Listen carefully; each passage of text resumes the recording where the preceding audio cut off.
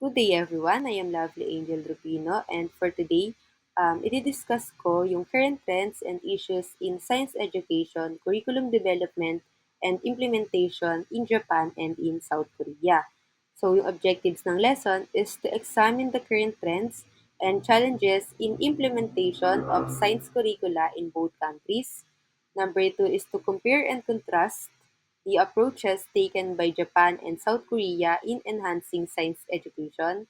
And then lastly, number three is to assess the impact of these trends and concerns on students' learning outcomes and global competitiveness. So as educators, we place high value on education. Ganon din yung Japan and South Korea. So Japan and South Korea are well known for their education system and yung high student performances. In fact, yung South Korea noong 2024 ay kinonsider siya as the world's most educated country.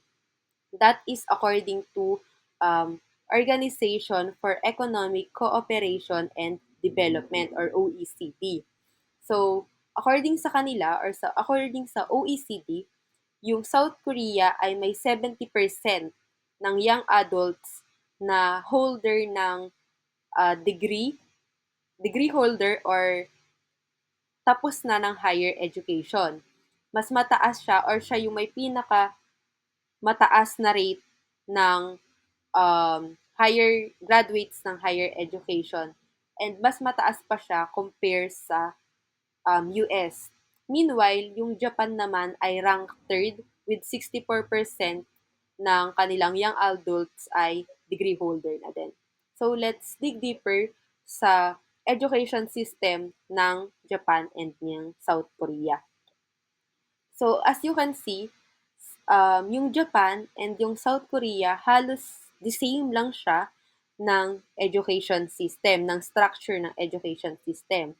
In fact, both Japan and South Korea ay merong 9 years na compulsory education. 6 years sa elementary and then 3 years sa lower secondary or yung tinatawag sa South Korea na middle school. And then, kapag nag-senior high school ka na, both sa kanila ay merong upper secondary high school or yung tinatawag nila na senior high school or general senior high school. And then, meron ka ding isa pang choices na vocational senior high school or sa atin, tinatawag yun na TVL. Then, ang pinagkaiba lang nila, kapag nakagraduate ka na ng senior high school, sa South Korea kasi, meron silang tinatawag na sunung. Yun ay, tawag doon, siya ay college entrance exam.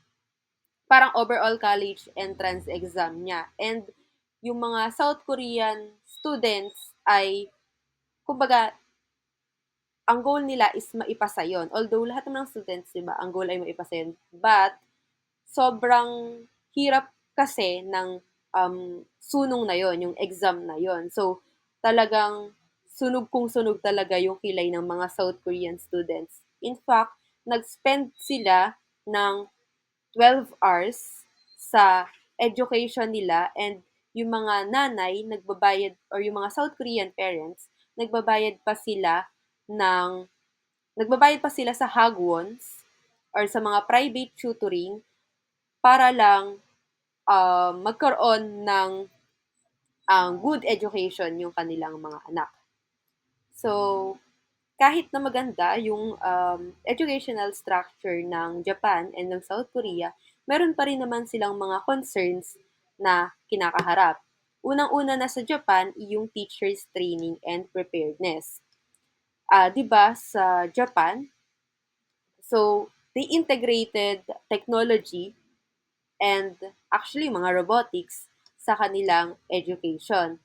And hindi lahat ay nakakasabay agad doon. So yung iba nga 'di ba, yung especially the elder ones, yung mga hindi talaga maalam sa computer or sa technology, sila yung napapag-iwanan. And then, next we have the student's motivation. So, dito sa student's motivation, papasok yung results ng PISA. So, although, sinasabi kasi sa results ng PISA na top performing students ang mga Japanese boys and girls ages 15. So, although top performing students sila, yung mga uh, Japanese girls, mas pinipili nila yung other courses kesa yung STEAM or STEM education. And then, we have the overloaded curriculum. So, sa overloaded curriculum, katulad din siya sa Pilipinas na kaya nga rin tayo, di ba, nagkaroon ng matatag curriculum na tinanggal yung other subjects kasi nga parang redundant na siya. So, ganun din yung nangyayari sa Japan. Hindi na napapag-aralang mabuti yung isang subject because ang daming nakapasok doon sa curriculum nila. Ang daming subjects na indicated doon sa curriculum nila.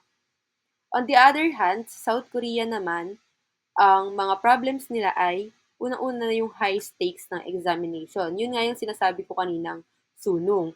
So yun ay National College Entrance Examination na kumbaga doon nakasalalay yung future ng mga South Korean students.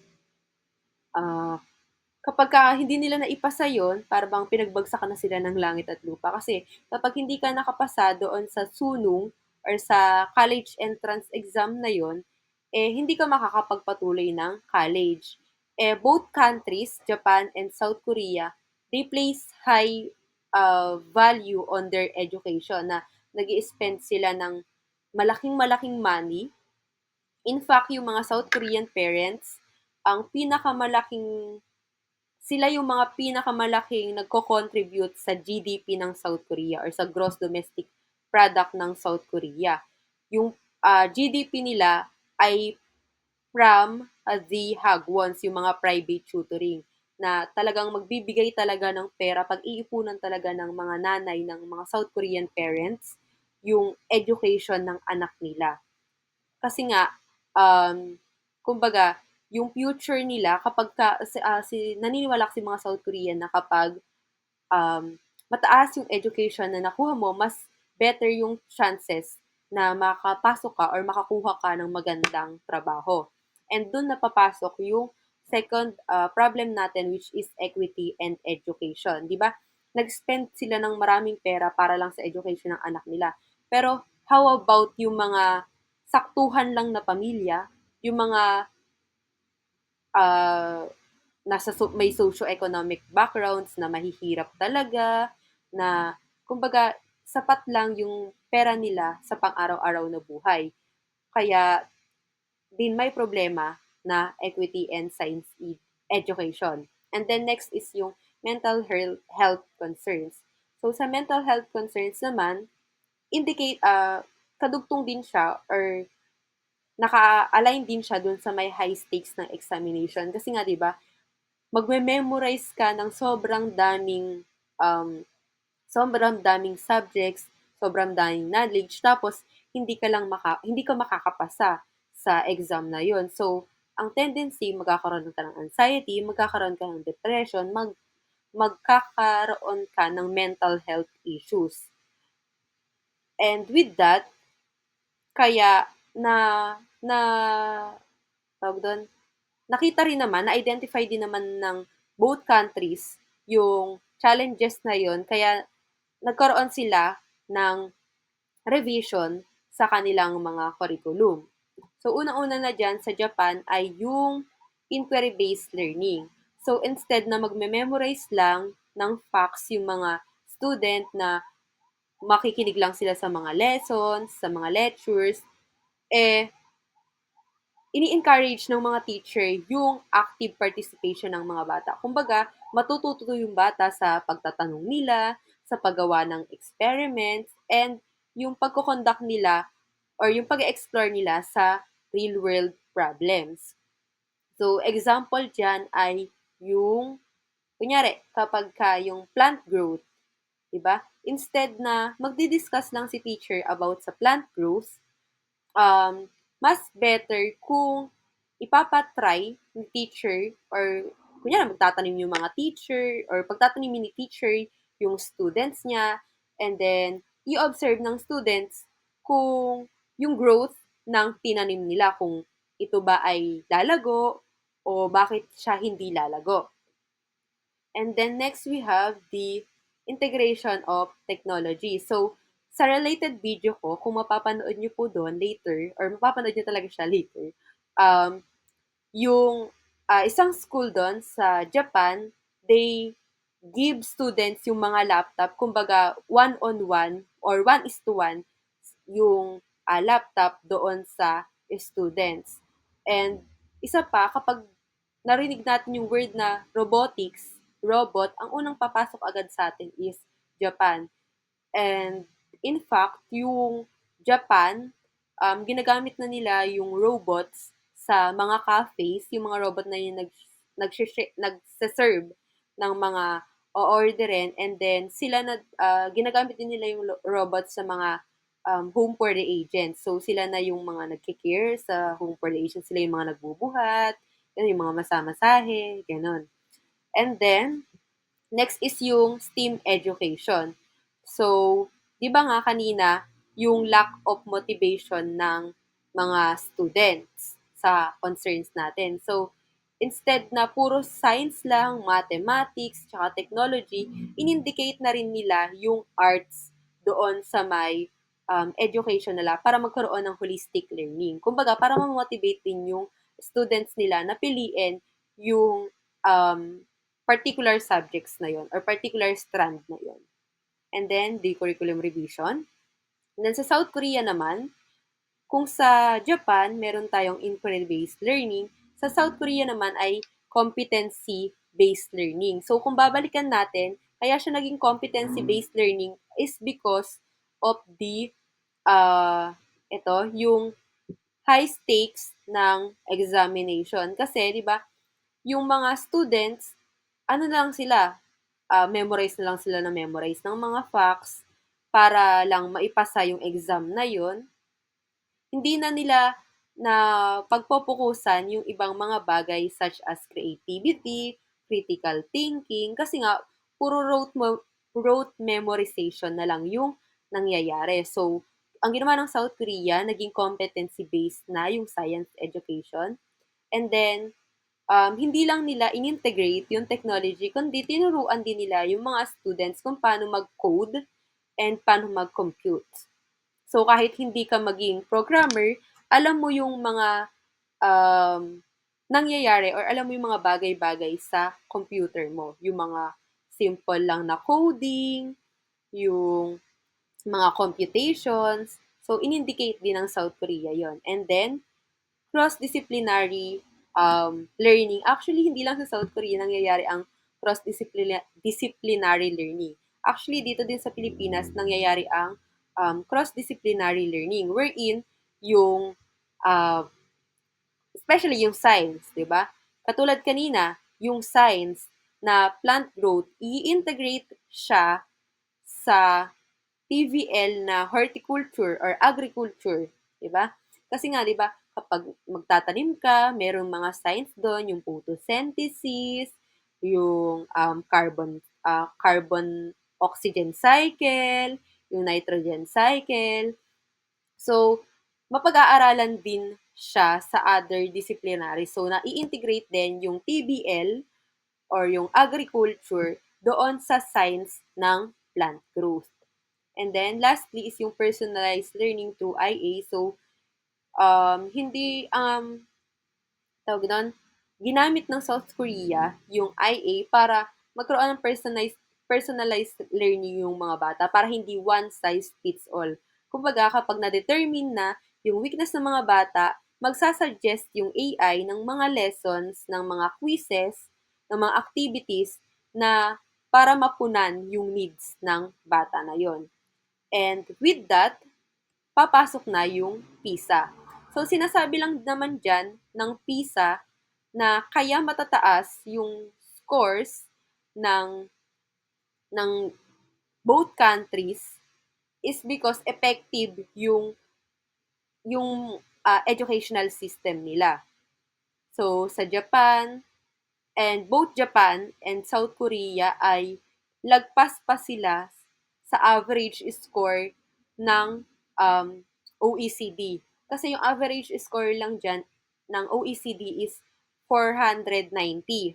And yung scores ng Japan and ng South Korea is 520 plus pa siya. So, kumbaga, yung result ng PISA ay dahil din sa tedious na education system nila na pinaglalaanan talaga nila ng time, ng effort, ng money yung education system nila sa countries na yon. And ito na po yung assessment question. Feel free to pause and answer the question. And this is the related.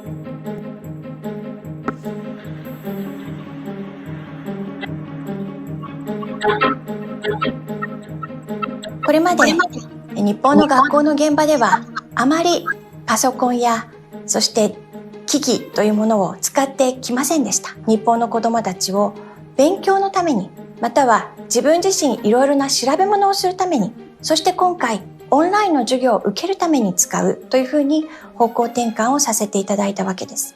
ギガ、グローバル、イノベーション、ゲートウェイ for all すべての子どもたちのためのゲートウェイを準備するという構想です。これで一人一台のパソコンまたはタブレットをしっかりと確保した上で一人一人の子どもたちの学びを進めていきたいと考えています。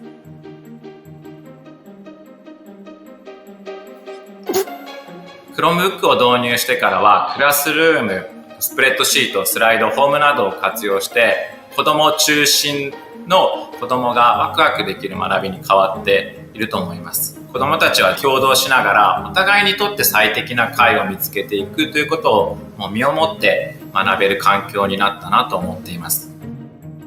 Google for Education は共同的な学び、コスト、セキュリティなどあらゆる面で高く評価されています。ギガスクール構想が目指す教育環境に最も適しているとして日本の約半数の自治体や教育委員会が採用を決定いたしました。今年いよいよ最新の教育環境が教育現場でも整備されて、子どもたちが一人一台 Chromebook を使い始めることになります。 Google for Education を通じて主体的で対話的で深い学びというのが日本中に一気に広まっていきます。学びたいことや興味に応じて個別最適化された学びを実現したいなと思います。教科や学年を超えるようなそんな挑戦も試みたいなと思っています。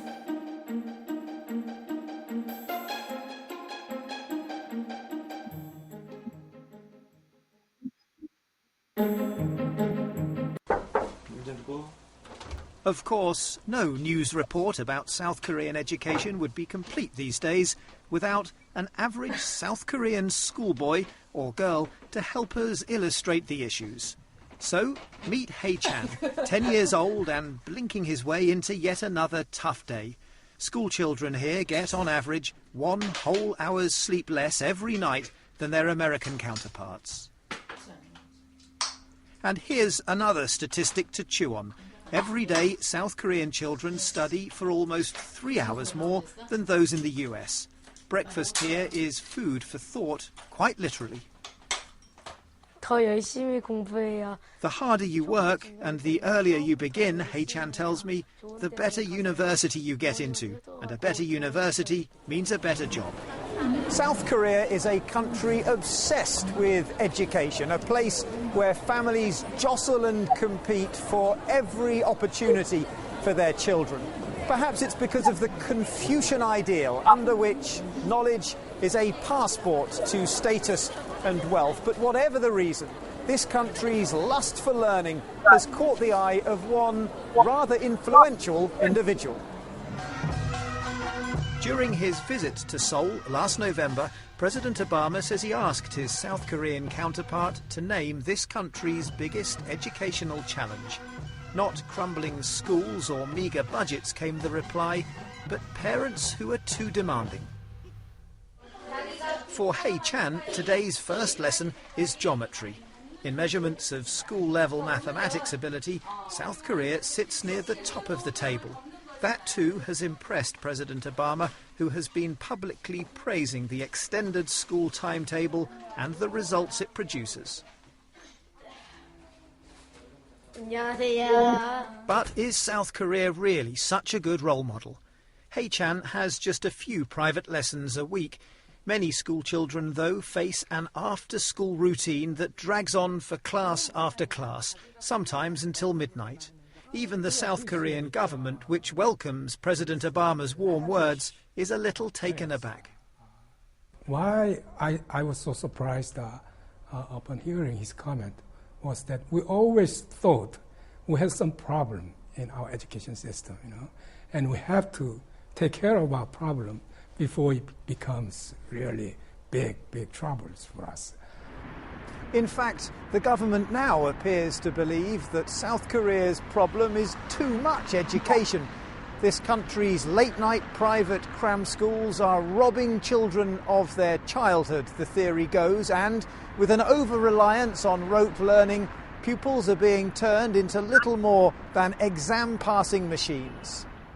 And this competition requires a lot of memory, a lot of works, Not imagination or not creative mind, but memory. You have to memorize thousand different things before getting into the entrance exam.